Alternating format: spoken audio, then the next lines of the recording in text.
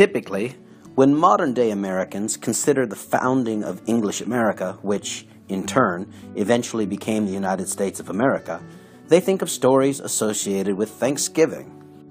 That is, the oft-told tale of persecuted English Christians fleeing their homeland in search of religious freedom and founding a new country in North America based on freedom, democracy, and equality.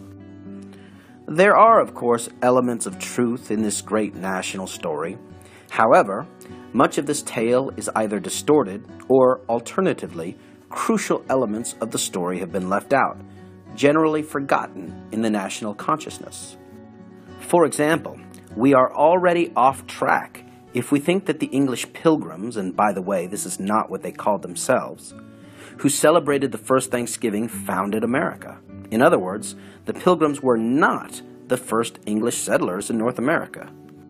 The English religious dissenters who began first arriving to the New England or northern region in 1619 were preceded by English settlers who colonized Virginia, further south, the Chesapeake region, more than a decade earlier. The first successful English colony in North America was settled in 1607, Jamestown, Virginia.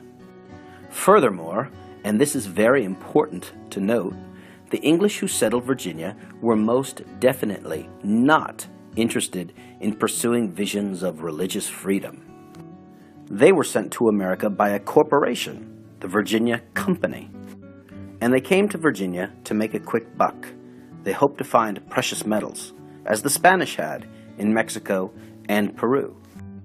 They hoped to find an ocean passage across North America to China or India, or alternatively, they hoped to exploit the Amerindians, as the Spanish had done for over a century.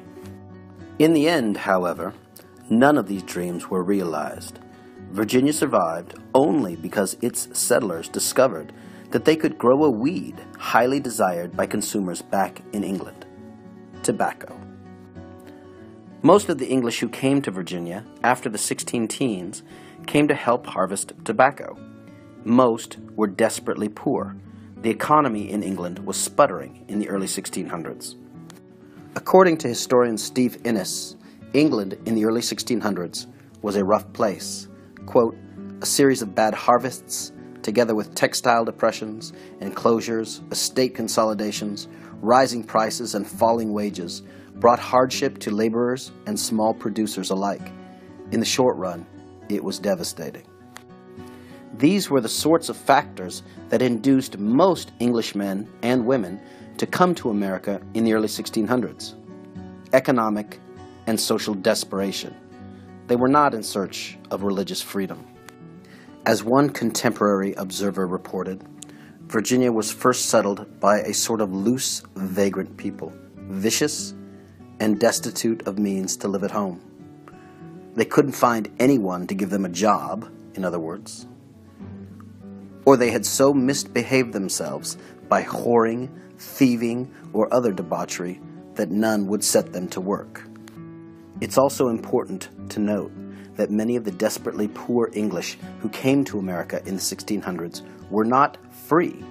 They were not slaves, but they were indentured. That is, they contracted to work for 4 to 7 years in the tobacco fields for whoever held their contract, or as it was called at the time, their indentured.